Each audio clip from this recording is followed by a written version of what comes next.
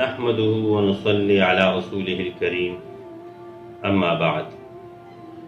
العلماء ورثة الأنبياء أو كما قال عليه الصلاة والسلام. علماء کرام دا انبیاء کرام وارثان دي. تیر ورځ د منګل په سحر باندې د سې شنبه په سحر باندې یو افسوسناک واقعه په جامعه زبیریه دیر کالونی پېښور کې مخې ته راغله. حضرت علامه شیخ رحیم الله حقانی صاحب مدرسه ده. په دغه دوران کې دوی د وړې دورې طالبانو ته د موقوف علیه طالبانو ته درس ورکولو د مشکات شریف چې دا واقعه راغلی وه.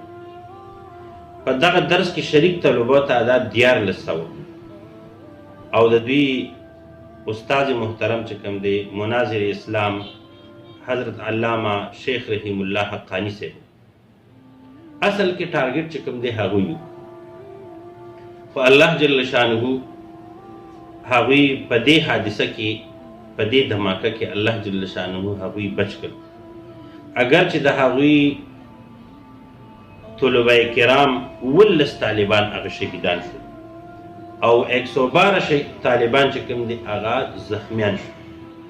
دا یو وړه واقعه نه ده، دا ډیره غټه افسوسناکه واقعه ده.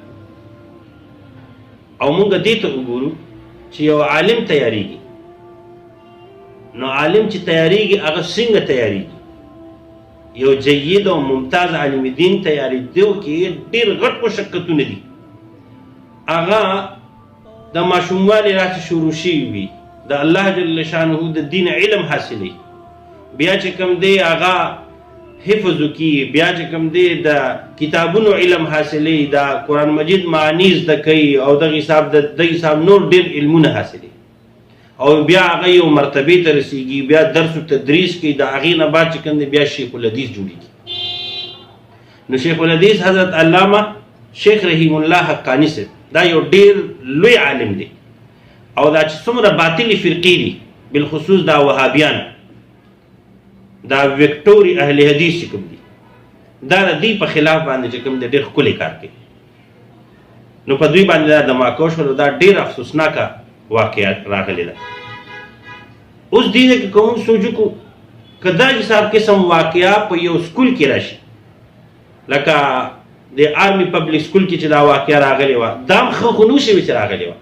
خو چې کله دا واقعه راغله نو بیا د خلکو څه تاثراتو، د حکومت وقت څه تاثراتو او د دې علاقو یا د سیاسي پارټو د مشرانو څه چې کوم د تاثراتو. مونږ ټول دیني حلقې او عوامي حلقې ټول چې کوم د هغې سره په دې غم کې شریک وو. خو چې کله دا واقعه راغله په جامعه زبیریه کې چې دا کومه دھماکه وشوله، نو د افسوس خبره دا ده چې دا غم مونږ ځان له یوازې سنبالو. الحمدلله عوام را سره پکې ملګري دي، خو د حکومت د سطح نه تر اوسه پورې چې کوم دی یو داسې پیغام نه دی راغلی چې زموږ زړونو ته چې په هغې باندې څه تسلي میلو شي. الټا د پېښور د آی جي د طرف نه، د خیبر پښتونخوا د آی جي د طرف نه داسې یو بیان راځي چې دا خو څه وړه غونته کې دھماکه مخې ته راغلې، داسې خو راځي وي موږ به د کمې کمې مدرسې چې کوم دی هغه حفاظت وکړو. نو دا خو د دې حال دی چې دننه پېښور حفاظت دی نشي کولی، مدرسه یو طرف ده، دا دننه په پېښور کې دا واقع شوې ده. دا خو په یو سکول کې هم دا واقع راتلی شوله، نو دوی به بیا به دا وایي چې موږ د کم سکول سیکورټي وکړو. نو لہذا دا ډېر زیات افسوسناکه واقعه ده او افسوس په دې باندې ډېر زیات دی چې د حکومت د طرف نه هېڅ قسمه ملګرتیا نه کېږي.